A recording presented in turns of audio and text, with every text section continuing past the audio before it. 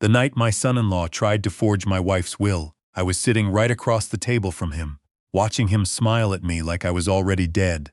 I should back up. My name is Frederick Hollis.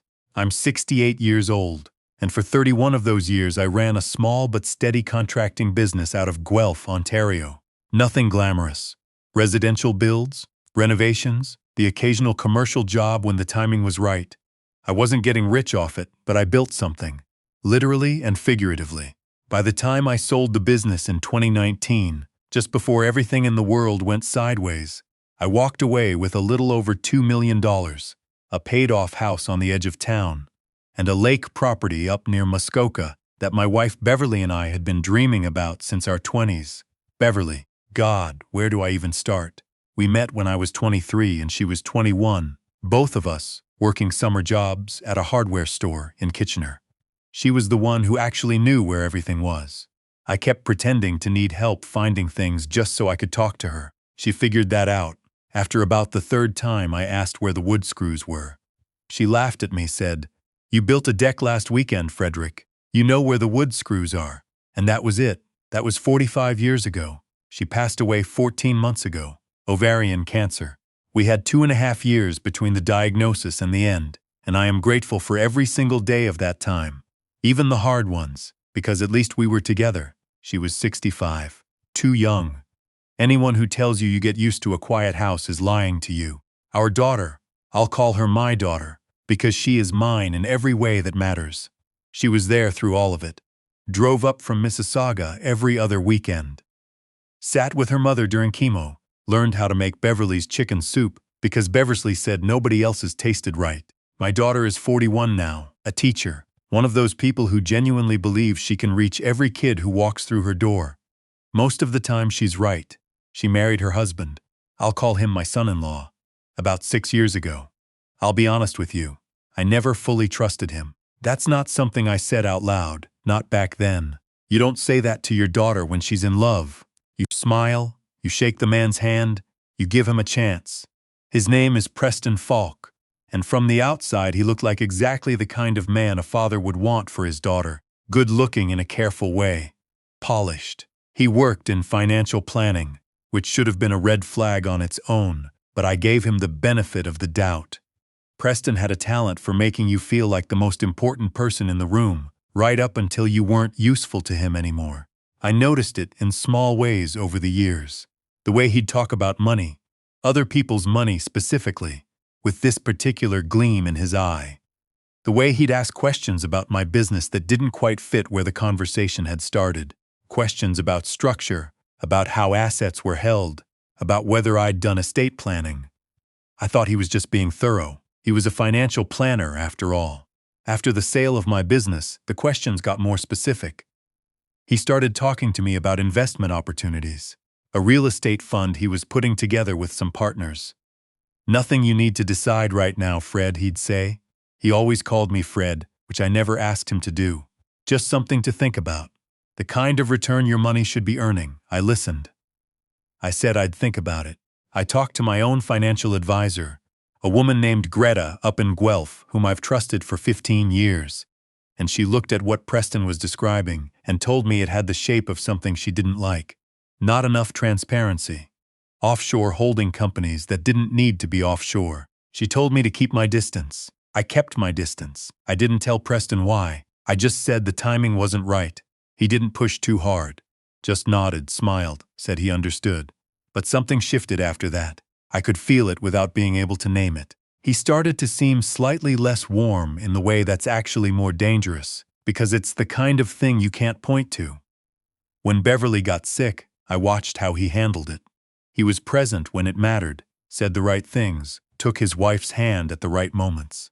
But there was something administrative about the way he engaged with the situation, like he was calculating something underneath the sympathy.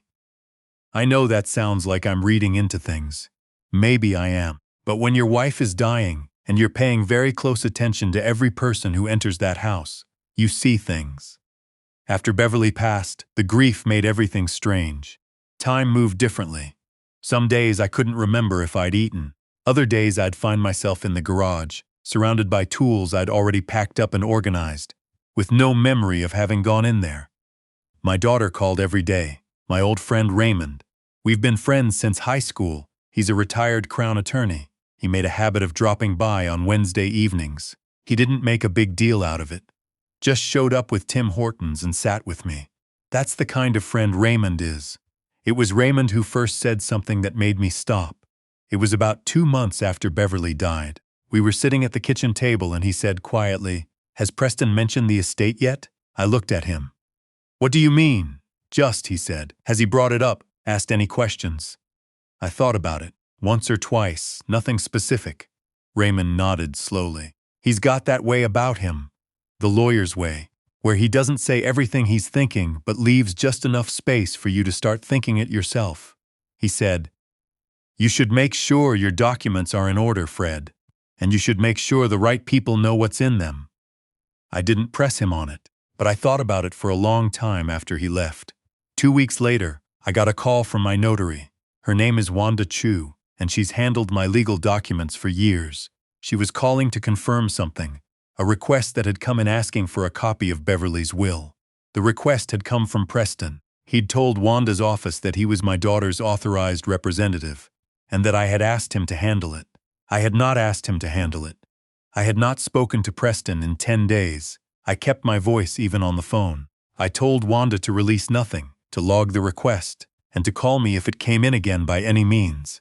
When I hung up, I sat in Beverly's chair, the reading chair she had by the window, and I just breathed for a while. Because what I was feeling wasn't quite anger yet. It was something colder than anger. It was the feeling of a picture coming into focus. I called Raymond that night, told him everything. There was a pause on his end, and then he said, "All right, here's what we're going to do." What followed were the next 6 weeks of my life, and I want to tell you about them because they matter. This wasn't a movie. There was no dramatic moment where I flipped a table or said something devastating across a dinner table. It was 6 weeks of quiet, careful, methodical work, done mostly by phone and email, between me and Raymond and Wanda and Greta, and eventually a civil litigation lawyer Raymond knew named Patrick, a man who had spent 20 years dealing with exactly this kind of situation. What we found, when we started looking properly, was worse than I'd expected.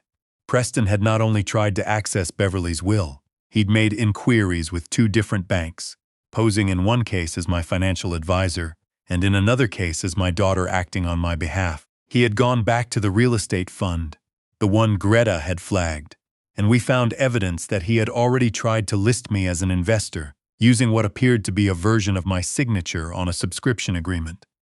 The signature wasn't right. Someone who didn't know my handwriting wouldn't have noticed, but Greta noticed immediately. Patrick got involved with the Ontario Securities Commission.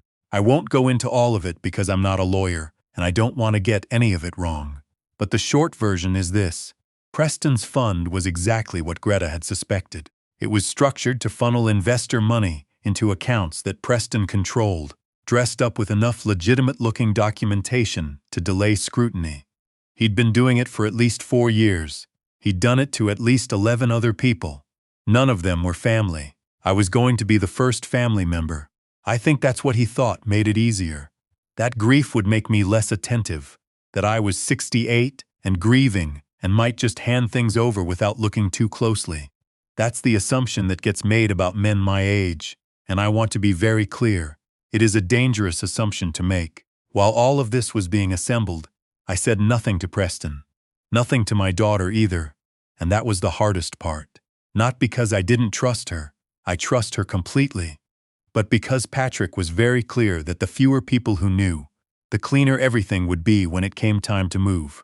My daughter did not know what her husband was. That was its own kind of grief, on top of everything else. The moment things came to a head was not dramatic the way I said. It happened at the kitchen table. My daughter and Preston came for Sunday dinner, a habit we'd kept up since Beverly died, because neither of them wanted me to be alone. At least that's what I'd thought. I made a roast, set the table. We had dinner, talked about nothing important, the way you do.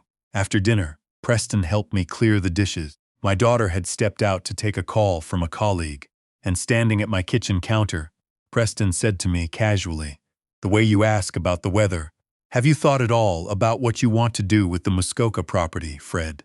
Now that it's just you? I looked at him. He was drying a plate, not looking at me. I've been thinking about it, I said. Because I know some people, he said, who'd take it off your hands quietly. No fuss, no real estate agents. You'd get a fair price. I thought about Beverly and me sitting on the dock up there the summer before she got sick, watching the sun go down over the water. She'd said, "I think this is the most peaceful place I've ever been in my entire life." I said to Preston, "Let me talk to my advisor first."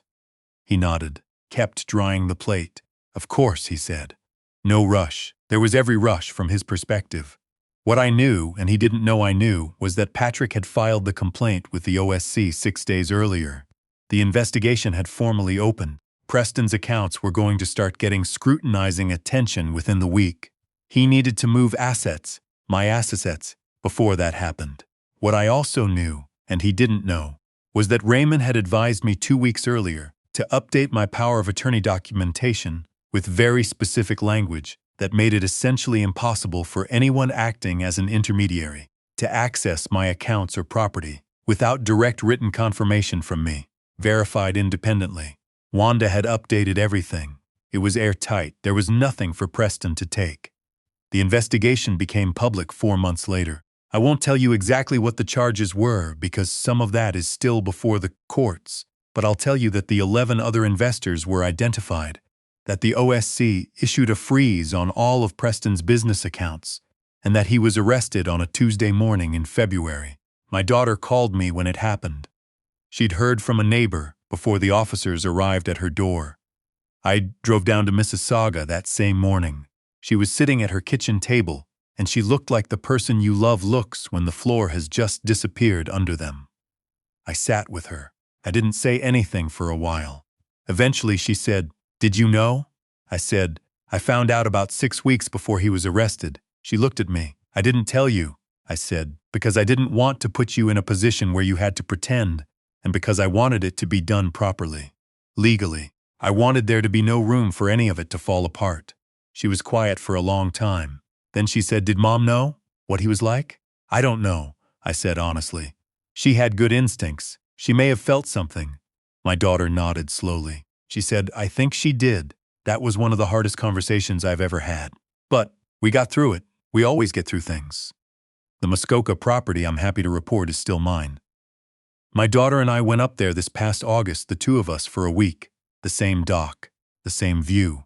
We sat out there on the last evening and watched the sun go all the way down, and neither of us said anything for a long time, and that was exactly right. I've been asked, since all of this became known, neighbors, old friends, people who've heard bits of the story, I've been asked whether I'm angry, whether I hate him, and I'll tell you what I tell them. I don't have the energy for hate anymore. What I have is the property and the accounts and my daughter and my Wednesday nights with Raymond. What Preston has is a set of charges that Patrick tells me are unlikely to resolve in his favor. I also did something that Beverly would have approved of. With a portion of what I had set aside in the estate, I made a donation, a substantial one, to a legal aid clinic in Guelph that helps elderly residents who've been financially targeted by family members or caregivers. There are more of those situations than most people realize. It happens quietly, behind closed doors, to people who are grieving or isolated, or simply trusting in a way that used to be normal. It happens in good neighborhoods. It happens in families where, from the outside, everything looks fine. What I want anyone to hear, if they're listening to this, grief does not make you incapable. Loss does not make you a target. The men and women who assume otherwise are going to find themselves very surprised. I'm 68 years old. I knew where the wood screws were the whole time.